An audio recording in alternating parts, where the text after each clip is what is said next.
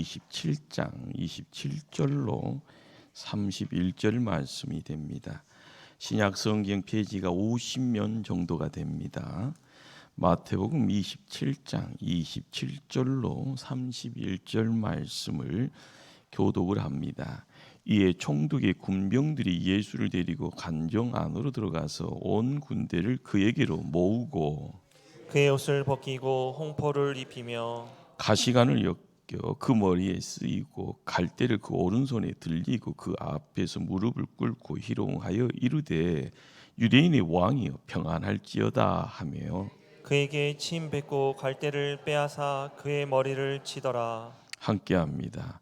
희롱을 희롱을 다한 다한 후 후 홍포를 홍포를 벗기고 벗기고 도로 그의 옷을 입혀 십자가에 십자가에 못 못 박히려고 박으려고 끌고 끌고 나가니라. 가니라. 아멘. 아멘. 기도합니다.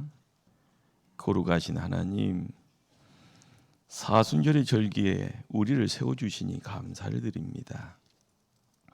세상의 분주함이 우리를 뒤돌아보게 하고 의심하게 하지만 하나님 앞에 세움받아 우리의 못난 모습이 죄인임을 깨닫고 주님만 따라갈 때 십자가를 통하여 하늘의 영광이 우리 것 되어짐을 온몸으로 느끼기를 원합니다. 역사하여 주시옵소서. 예배자 되어자 하나님 음성 듣고자 하오니 이 시간 성령 하나님 우리 마음 신비에 말씀을 새겨 주시옵소서. 담대하게 세상에 나가 빛의 자리 소금의 역할을 드러내게 하여 주시옵소서. 예수님 이름으로 기도합니다. 아멘. 신앙생활을 오래 하는 가운데 나도 모르게 생기는 폐단이 있습니다. 어떤 상황과 환경을 보고 감동이 없다라는 겁니다. 예수님의 죽음, 예수님의 십자가의 그 고통에 대한 아무런 느낌, 감격도 없이 그냥 습관적으로요. 우리의 삶이 습관적이다라는 것이요, 갖고 있는 내용이 참 우리의 모습을요 별 볼 일 없게 만들어 버린다 합니다. 이런 신앙의 형태를 향하여 토레이 신부는 이런 말을 하죠. 성도의 영적 무감각 질병이라고 표현합니다. 다른 식으로 이야기하면 영적 나병 환자가 되어집니다. 십자가 보고도 아무런 감각이 없네요. 주님이 나를 위해 죽으셨다는데 아무런 감동도 없네요. 보잘것없는 내가 하나님의 자녀 되었는데 하나님의 권세 가지고 세상 살아간다는데요, 흥미도 안 생깁니다. 우리는 지금 중동에서 발발된 미국과 이스라엘이 이란과의 전쟁을 보면서 혹시나 불똥이 우리 쪽으로 튈까 걱정합니다. 그러면서도 사순절 절기를 보내고 있습니다. 그런데 이처럼 한치 앞을 내다볼 수 없는 환난의 난국에 있으면서도요, 예수님 고난이 무슨 말이냐? 내 몸 건사하기도 힘들다, 살기도 바빠 죽겠다 하면서요, 하나님과의 관계에 관심이 1도 없다고 하면 이건 얼마나 낭망입니까? 성도는 영안을 열고 세상을 바라봐야 합니다. 선진국이라는 이 환경의 풍요의 화려함이 감춰져 있는 이 악독의 기운에 의해서요, 우리는 지금 안개 속에 길을 잃어버렸습니다. 생명의 길을 잃어버리고 복음의 능력을 포기하고 살아가고 있습니다. 남 탓할 수가 없는 상황입니다. 지금 십자가가 생명의 빛을 발합니다. 십자가로 드러나는 길은 믿음으로 무장한 성도들에게는 영원한 생명의 길이 됩니다. 나를 향한 주님의 시선을 느껴야 할 시간입니다. 십자가에서 나를 향한 크신 사랑으로 피 흘리시는 주님의 그 손 붙잡아야 합니다. 그 주님의 사랑 앞에 내 자신의 삶, 내 자신의 고민, 그리고 내 인생 앞날의 계획까지 내려놓아야 합니다. 하나님이 만지실 겁니다. 오늘 본문은 예수님의 십자가형이 결정됩니다. 형이 결정되기까지 우곡절이 많죠. 유대인들의 그 계계가요, 청년 예수가 정말 유대인의 왕이다. 그러기에 그 예수를 죽이기 위해서는요, 로마의 총독 빌라도가 결정을 해줘야 됩니다. 그러기에 총독 간접까지 사람들이 몰려가고 있네요. 야심한 시간입니다. 로마의 군병들이요, 빌라도 총독의 간접 앞에 무수한 사람들과 함께 어울립니다. 사람들이 모이는 곳에서 예수의 옷이 벗겨집니다. 낡은 홍포를 입히고요, 머리에는 지독한 가시관을 씌우고 손에는 갈대를 들린 다음에요, 무수한 사람들에게 함께 동조하면서 큰 소리로 외치게 합니다. 유대인의 왕 만세 만세요. 조롱입니다. 예수님에게 침 뱉고요, 갈대를 빼앗아 머리를 내리칩니다. 정말 비열하지요. 정말 잔인합니다. 이들의 조롱은요, 계획적인 것이 아니라 즉흥적이었습니다. 그런데 그 일련에 어떻게 드러나는 그 상황 속에서 우리를 향한 하나님의 계시적인 그림이 함께 담겨 있습니다. 빌라도 총독의 간저에서요, 그렇죠, 이방인입니다. 이방인과 함께 어울려지는 그 자리에 하나님의 구원사에게 큰 그림들이요, 함께 묶여져 있습니다. 우리가 말씀을 읽는 이유가 뭘까요? 우리가 기도하는 가운데 그 말씀이 우리의 삶 가운데 함께하기를요, 간절히 기도하는 이유가 뭔가요? 그들은 예수님이 옷을 벗겼습니다. 발과 벗겨지는 그 수치감이다라는 것.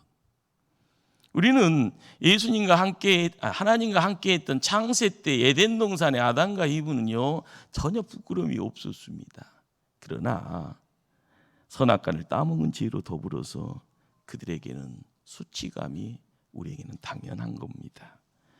옷을 벗긴다라는 것이 수치요, 모멸이 됩니다. 그런데요, 예수님께서는 우리의 죄를 덮고 우리의 허물과 수치를 감추기 위해서 벌거 벗기움을 당하셨습니다.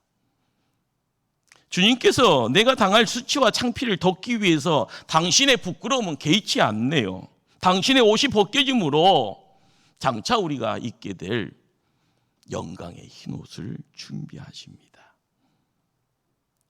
우리가 성경을 읽어가는 가운데요, 그렇잖아요, 현대적인 삶의 내용들은 명품 찾아가는 그 분주함이 있습니다. 명품이 내게 있으면 자랑하고자 하는 그 분주함이 있습니다. 그러나 나보다 더 값나간 옷을 입고 있을 때는요, 아이 창피해 하면서요, 상대적인 창피가 있습니다. 그러나 우리가 말씀을 접할 때 옷이 벗겨졌다라는 것은 뭘 의미하는가 하면은 한 개인의 신분과 자격이 박탈됨을 의미합니다. 예수님이 우리를 하나님의 자녀로 높여주기 위해서 잠시나마 하늘 보좌의 신분과 자격을 스스로 박탈당하고 스스로 포기함의 자리에 그 육신을 온전히 세워나가고 있습니다. 둘째로 그들은요, 예수님에게 홍포를 입혔네요. 자색 옷이라고 이야기되었을 때 자색 옷은요, 왕들이 입는 신령한 옷입니다. 예수님의 홍포는요, 왕의 홍포가 아니라 죄인의 홍포였습니다. 선지자 이사야를 통해서요, 이야기되어졌던 말씀입니다. 오라 우리가 서로 변론하자. 너희의 죄가 주홍 같을지라도 눈과 같이 이어질 것이요 진홍같이 붉을지라도 양털같이 이게 되리라. 예수님께서는요, 주홍 도포에 붉은 옷을 흘립니다. 우리의 죄를 눈같이 양털같이 희게 하시는 그 놀라운 역사가요, 이 시간 제됨의 무거움 때문에 괴로워하고 달려 나온 우리에게요, 영혼의 괴로움 때문에, 그 진통 때문에요, 방황하면서요, 이곳인가 저곳인가 헤매고 있는 우리가 이곳에 달려와서 찾게 되어지는 놀라운 하나님의 약속이고요, 하나님의 응답입니다. 주님을 바라보라라는 겁니다. 실제로 예수님은 이방인 로마 군인의 채찍을 맞게 됩니다. 십자가형을 짓는 죄인이 십자가를 지기 전에 낙과 목과 짐승의 뼈가 주렁주렁 달린 채찍을 맞게 됩니다. 요세푸스의 역사가의 기록을 보게 되면요, 몸이 약한 제수는 채찍을 맞는 중에 죽기도 했다고 하네요. 우리도 조선시대의 망나니들이 칼춤출 때의 그 모습들 상상이 됩니다. 물 묻은 가죽 채찍에요, 옆구리 쪽에서 휘가마 내리칠 때 나타나는 내용이 뭘까요? 피부가 찢겨집니다. 약하면은요, 속에 있는 창자가 쏟아지기도 합니다. 엎드려서 채찍 맞을 때요, 등짝에 고랑이 펴지는 그 자리에서 갑자기 폭포수처럼 빵 터지면서요, 분수가 분출되어 피범벅이 되어지는 그러한 모습 상상이 되십니까? 예수님이 채찍을 맞으신 이유가 뭘까요? 선지자 이사야는 이런 말을 합니다. 그가 채찍에 맞음으로 우리가 나음을 입었도다. 이 말씀이 이루어지고 있습니다. 2000년이 지나는 지금 이 상황에서 그 말씀 속에 예수님이 채찍에 맞음으로 이 시대에 내가 나음을 입었도다. 할렐루야. 시공간을 초월하시는 하나님이십니다. 사랑의 내용을 가지고요, 정말 대야처럼 쏟아지는 그 은혜 속에 사랑의 내용들이 함께할 때요, 우리 영안이 열려야만이 내가 있는 곳이 거룩하고요, 내 마음문에 활짝 열려짐을 통해서 하늘의 기운이요, 하늘의 사랑이라, 하늘의 능력이라 경험되어질 줄 압니다. 넷째로 그들은 예수님의 손에 갈대를 들여 줍니다. 갈대는요, 어떻게 보면 왕이 손에 쥐고 있는 호를 대신하여 쥐게 하는 가운데 예수님을 조롱하고 있는 겁니다. 너는 왕이 아닌 그냥 연약하고 때리면 맞는 무력한 존재라, 그렇게 놀리고 있는 겁니다. 사실 팩트가 어떠합니까? 예수님은 영원한 왕이고 반드시 모든 인류를 심판하러 오실 재림주요 심판주이십니다. 지금 주변에 예수님을 심판하는 재판관들을 때되면 두려워 떨림 속에서 심판을 받게 될 것이고요, 주변에 조롱하고 찌르는 자들도요, 심판을 면할 수가 없습니다. 우리가 예수님이 어떠하신가, 어떤 분인가. 조롱의 현장에 다섯째로 예수님이 머리에 가신 면류관을 씌웁니다. 면류관은 왕관입니다.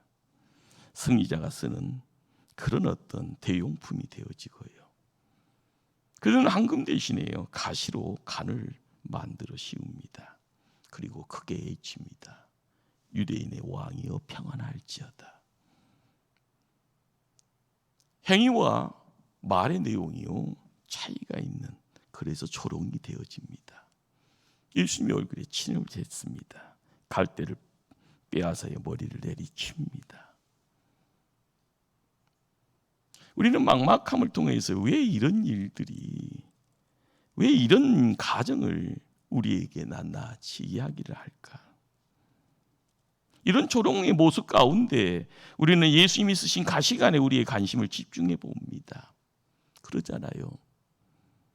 쪽박도 왕이 사용하면 왕의 밥그릇이 되어지는데, 예수님이 직접 쓰신 가시 면류관, 거기에는 크고도 분명한 의미가 있다는데, 우리가 사순절의 절기를 보내면서요, 뚜벅뚜벅 겟세마네 동산까지 함께 갑니다. 골고다의 언덕까지 함께 갑니다. 다 끝났다고 집으로 돌아갔다가 분주하게 달려오면서요, 예수님 부활했네, 부활했네, 함께 어울려가는 그 자리에 우리도 함께 동참해야 될 줄 압니다. 첫째로 가시 면류관이요, 속죄 면류관이 되었더라는 겁니다.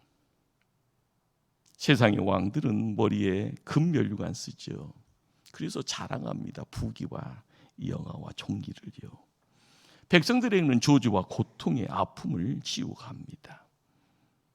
이것이 세상에 높은 자리에 올라가 있는 이들이요, 자초하게 되어지는 그런 어떤 못된 모습입니다.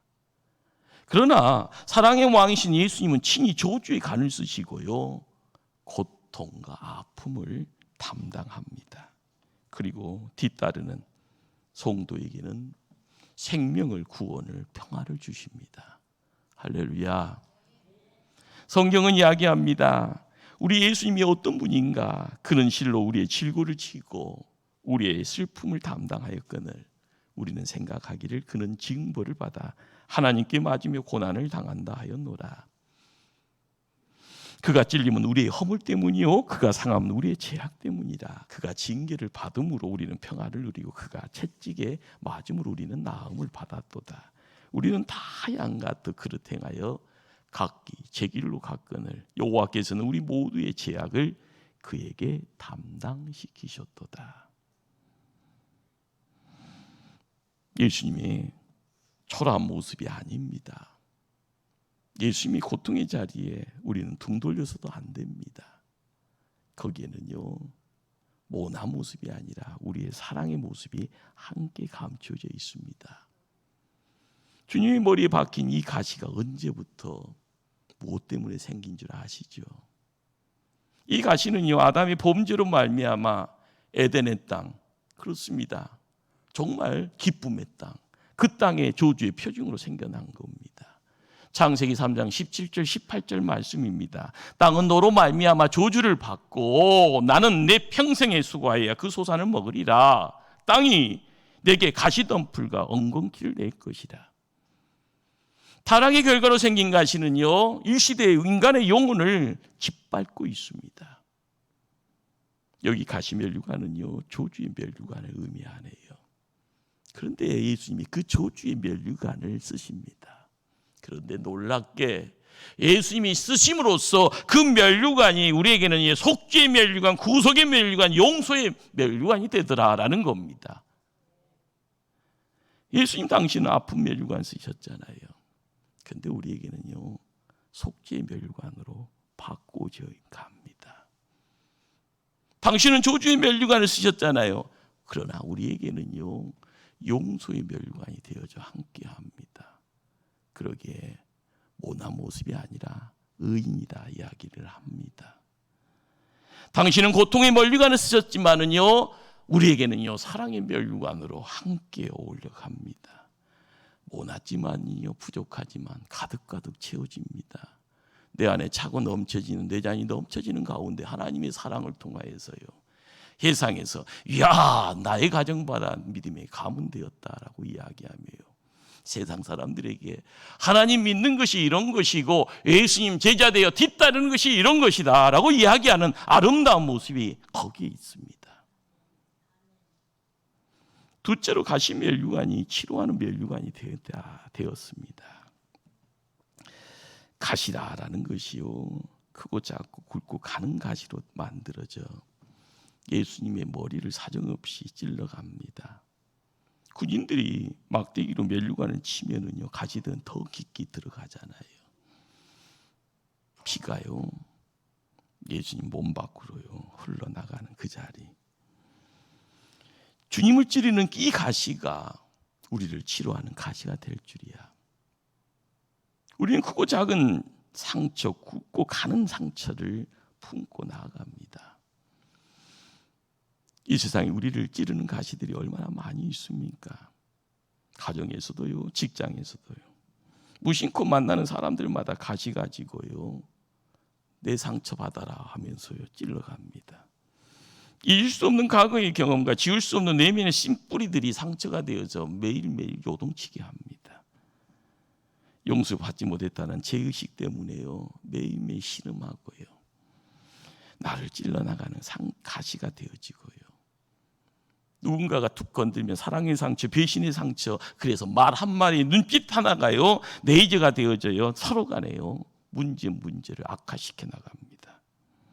선한 일 하다가 상처받고요 교회를 하다가 충성하면서도요 사람들이 왜 그렇게 사랑이 뭔지 모른다고요 상처에 가시가 찔려서 피를 흘러가는 모습들이 얼마나 많습니까? 그것만이 아니네요. 가만히 있어도요 나도 모르게 내 안에 찾아드는 불만이 있고 근심이 있고요 끊임없이요 요동치는 내적 갈등 때문에 내 영혼이 찔러져 가는 가운데 스스로의 감옥의 자리에 갇혀버리는 모습들이 우리의 모습입니다. 나 혼자만 아픈 것 아닌데요. 나도 찔렀고 너도 찌르는구나. 모두가 상처투성입니다. 이것이 세상사고요. 이게 인간사 아닙니까? 이 상처들은 어디서 치료받을 수 있습니까? 이 세상에 우리의 찢기고 상한 심령 치료할 것이 명의가 있는 어떤 병원입니까? 오직 십자가 위에 가시면류관 쓰시고 우리를 위해서 보혈을 흘리신 그 예수님만이 우리의 상처를 치료해 줍니다. 그가 가시의 찔림으로 우리의 찔림이 치료가 되더라. 예수님 품에 안길 때 위로가 있고요. 예수님의 손이 치료의 능력이 있습니다. 도망가지 마십시다. 교회 문턱이 아무리 넓더라도요, 사람의 눈초리가 아무리 내절어요 강력하더라도요, 나는 주님 만나야 된다라는 마음 가지면 자복해야 됩니다. 주님 손 붙잡아야 됩니다. 주님의 말씀 가운데 푹 잠겨갈 때 우리의 문제가요 눈 녹듯이 녹아질 줄 믿습니다. 우리가 놓치지 말아야 될 것이요, 이 가시면류관이 승리의 면류관이 되더라라는 겁니다. 예수님은 가시면류관 쓰시고 죽으셨네요. 세상 사람들은 다 끝났다고요, 실패자라고 규정할 수 있습니다. 그런데 그 가시면류관이 때가 되어져 승리의 면류관으로 바뀝니다. 예수님 십자가 지고 골고다 언덕 올라오시고요, 십자가에 못 박혀서 피 흘리십니다. 그러나 3일 후에요, 부활의 영광으로 새로움의 내용들로 하늘의 빛으로 모든 것을 바꿔버리십니다. 예수를 따르는 우리도요, 가시 때문에 너무너무 괴로울 때가 많습니다. 우리도 예수님처럼 그 고난의 가시 가지고 실패자처럼 보일지언정 그걸 품고 기도하면 아무리 어둠 속에 있다 할지언정 예수님이 3일 만에 무덤문을 박차고 나와 빛의 자리에 승리를 외쳤던 것처럼 우리도 승리의 면류관을 소유하는 복된 자 될 줄 믿습니다. 우리의 삶을 찌르고 도전하는 고난들 옳지 않습니다. 어려운 것 누구나 싫습니다. 고난, 환난 피하고 싶습니다. 그러나 하나님께서 우리에게 가시가 오는 것을 막지 않습니다. 특별히 가시를 허락하는 분명한 이유가 있겠죠. 우리가 믿음의 성숙이 있고 성장이 있어야 됩니다. 어느 정도 교회의 직분자가 되어져 중직자 소리 들으면 그렇잖아요. 뭔가가 새로워야 되는데요. 그 가시 가지고요, 이 시대를 살아가는 교회 일꾼들에게는 네가 영광의 면류관을 엮여야 되지 않겠냐라고 요구하시는 겁니다. 맞습니다. 고통이 없으면은요 면류관도 없습니다. 첫사랑의 내용 가지고 항상 도토리 다람쥐 쳇바퀴 돌듯이 도는 인생 살지 말자고 해요. 우리가 영적 성장을 통하여서요 썩혀짐의 자리에 성숙의 내용들을 이야기를 할 때 나의 내면의 자리에 변화가 있어야 되지 않겠습니까? 세상 보는 안목이 보이지 않는 영적인 안목이 되어져요. 영안을 열고 하나님의 뜻과 하나님의 경륜과 하나님의 계획에 대해서 뭔가를 이야기할 수 있는 그런 힘 있는 자가 돼야 되는 거 아닙니까? 깨달아야 될 것이 뭘까요? 고통이 없으면 면류관도 없다는데, 십자가가 없으면 하나님의 영광도 없다는데 우리가 알아야 될 부분입니다. 아프리카에서 선교하던 선교사가요 보고하는 내용 중에 재밌는 이야기가 있어서 여러분에게 전합니다. 마을 입구에요 희한하게 그렇죠 작은 개울이 있더라는 겁니다. 그런데 이 마을 사람들이 이 개울을 건너갈 때마다 큰 돌을 머리에 이고 건너옵니다. 남자 여자 가리지 않고 남녀노소 가리지 않고요 돌을 이고 와서 내려놓고 갑니다. 마침 큰 돌을 이고 건너온 사람에게요 선교사가 이유를 묻습니다. 이런 대답을 하더라는 겁니다. 이 겨울은 비록 폭은 얼마 되지 않지만 한가운데는 물살이 대단히 셉니다. 이 돌 없으면 물결에 넘어지기 십상이고 어어하다 조금 더 떠내려가면은 깊은 폭포가 있어 목숨을 잃게 됩니다. 그러나 이 돌이 있으면 혹 넘어지더라도 돌 잘 붙들면 다시 일어날 수 있습니다. 무슨 이야기인지 이해되십니까? 이 세상이 급류가 요동치는 세상 아닙니까? 하나님이 무슨 이유인지 몰라도 무거운 돌을 우리에게 허락을 해줬습니다. 이 무거운 돌이 그 자체가 고통이고 시련일 텐데요. 그러나 돌 무겁다고 돌 버리면 그 돌이 나를 버리게 됩니다.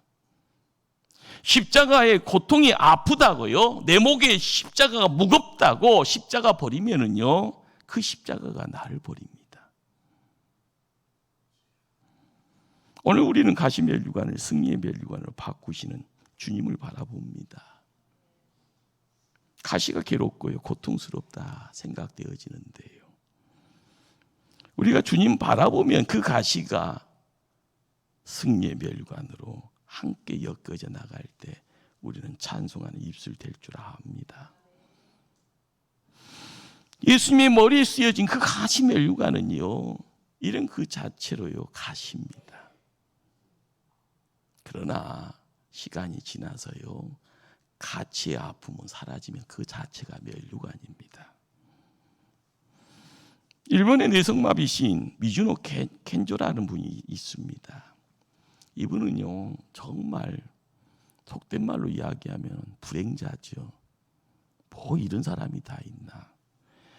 눈과 눈알만 움직이고 온몸이 꼼짝할 수 없는 불구의 몸을 갖고 있습니다. 자, 그런데 이 양반이 시집을 4권 정도 쓰신 분인데요, 한국까지 소개가 되어지고 한국 교회 목사님들이 이 시집 가지고 임직자들, 중직자들이 임직할 때 읽고 감상문 쓰라고 하는 그런 어떤 한때 거의 붐이었다고 하죠. 내 은혜가 내게 족하도다. 한국에 소개됐을 때에 10판까지 거듭 그래서 24,000부가 발행된 시집이라고 합니다. 한 개인이요 어떤 누구 목사님보다 영향력이 있고요, 불신자들에게 전도의 역사를 일으켜 갔던 하나님의 사람입니다. 그가 이런 고백을 합니다. 사랑이 많으신 아버지 하나님은 마이너스를 플러스로 바꾸시는 하나님이십니다. 나를 이토록 큰 가시가 없었던들 어찌 그토록 안악한 내 동포 일본인들에게 복음을 전할 수 있었겠습니까? 나의 아픔을 통하여 잔인한 고통을 통하여 일본인들이 주님 앞으로 돌아올 수 있다고 한다면 나는 지금보다도 10배, 100배, 1000배 그 고통에 감사할 수 있습니다. 사랑하는 성도님들, 사순절의 절기가요 막연한 그런 어떤 시간이 아닙니다.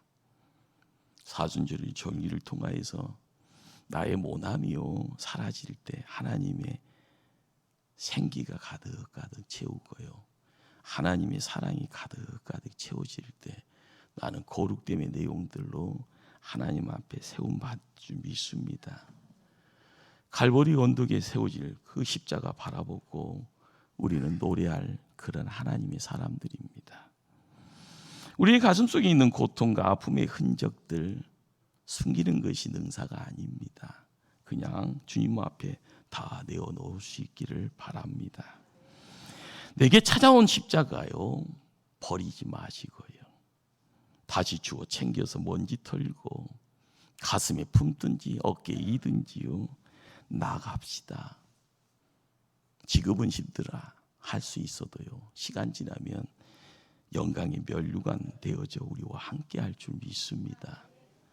최후의 승리 얻기까지 십자가 붙들고 힘찬 발걸음이 승리의 발걸음 되어지는 복됨을 지키는 초대교회 믿음의 일꾼들 다 되어지기를 주님 이름으로 축원합니다. 기도하십니다. 사랑의 하나님, 사순절의 절기를 통하여서 주님 앞에 한 걸음 더 가까이 갈 수 있도록 복되게 축복해 주시니 감사를 드립니다. 주님 십자가 바라볼 때마다 우리가 깨달아야 될 것이 무엇인지, 붙잡고 가야 될 것이 무엇인지 매일매일 말씀 주시옵소서.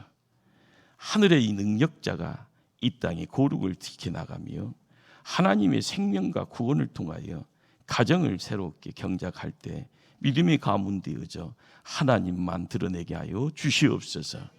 믿음의 교회가 하나님 구원의 방파제 역할을 감당하기를 원합니다. 구원의 방주되어져 무심령들이 일꾼으로 온전히 자리매김하게 하여 주시고 하나님 앞에 부활의 자리에 더 큰 예침의 찬송을 드릴 수 있도록 역사하여 주시옵소서. 모든 영광 주께 돌립니다. 예수님 이름으로 기도드리옵나이다.